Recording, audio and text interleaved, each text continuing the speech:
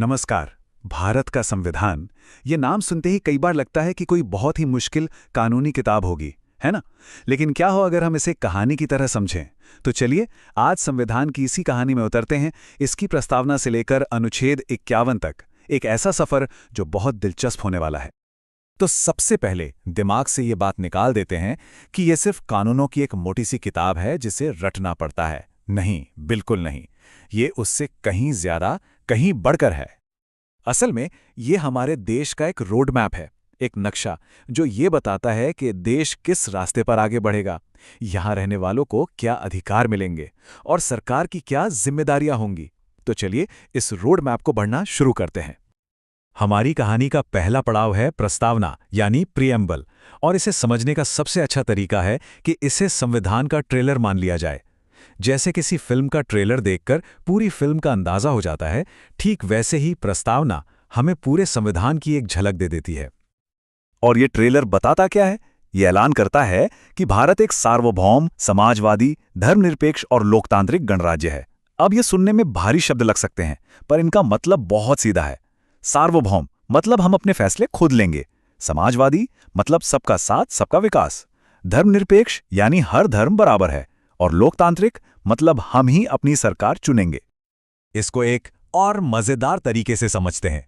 सोचिए, जैसे किसी घर के बाहर लगी नेम प्लेट से पता चलता है कि वो घर किसका है, उसमें कौन रहता है, ठीक वैसे ही प्रस्तावना हमारे देश भारत की पहचान कराती है। ये हमारे देश का पहचान पत्र है। अच्छा, ट्रेलर तो देख लिया, अब कहानी के पहले चैप्टर पर आते हैं। अनुच्छेद 1 ये हमें बताता है कि ये घर यानी भारत असल में दिखता कैसा है, इसका ढांचा क्या है। अनुच्छेद 1 बहुत साफ साफ कहता है, इंडिया यानी भारत राज्यों का एक संघ होगा।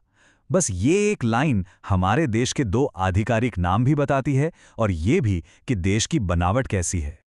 अब ये राज्यों का संघ क्या है, इसको समझने का सबसे आसान तरीका है भारत को एक बहुत बड़ा घर मान लीजिए, और जितने भी राज्य हैं वो सब इसके अलग अलग कमरे हैं, और इन सभी कमरों को मिलाकर ही तो ये घर पूरा होता है।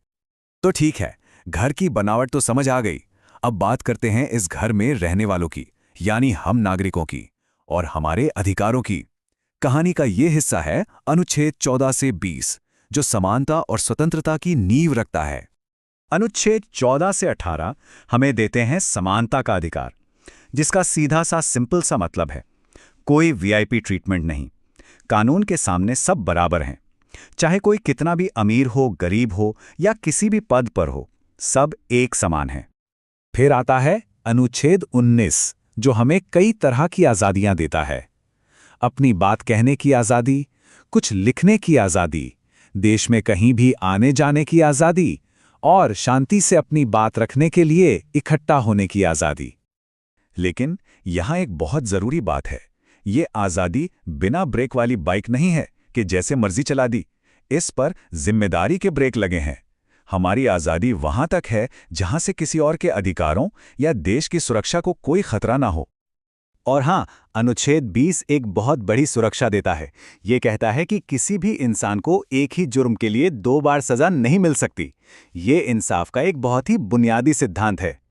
समानता और आज़ादी के बाद कहानी अब और भी गहरे अधिकारों की तरफ बढ़ती है। अब बात होगी जीने के अधिकार की, शिक्षा की और अपनी आस्था को मानने की। ये सब हमें मिलते हैं अनुच्छेद 21 से 30 के बीच। अनुच्छेद 21 यानी जीने का अधिकार, इसे तो संविधान की आत्मा भी कहा जाता है।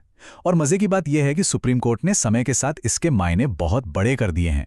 पहले इसका मतलब था सिर्फ जिंदा रहना, फिर हुआ सम्मान के साथ जीना, और आज इसमें साफ हवा, सुरक्षित सड़कें और न्याय पाने का हक भी शामिल है।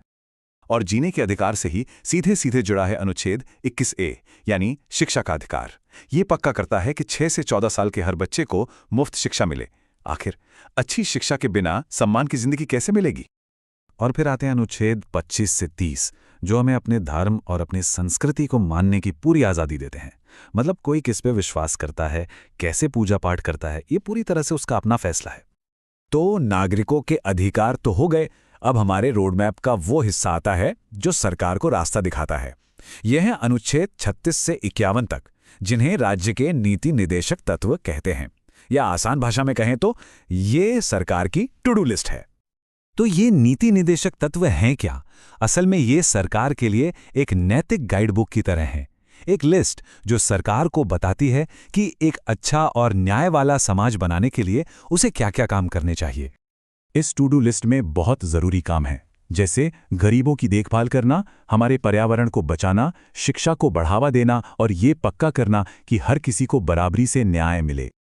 हमारी कहानी के आखिरी पड़ाव पर संविधान का नजरिया भारत की सीमाओं से भी आगे जाकर पूरी दुनिया को देखता है।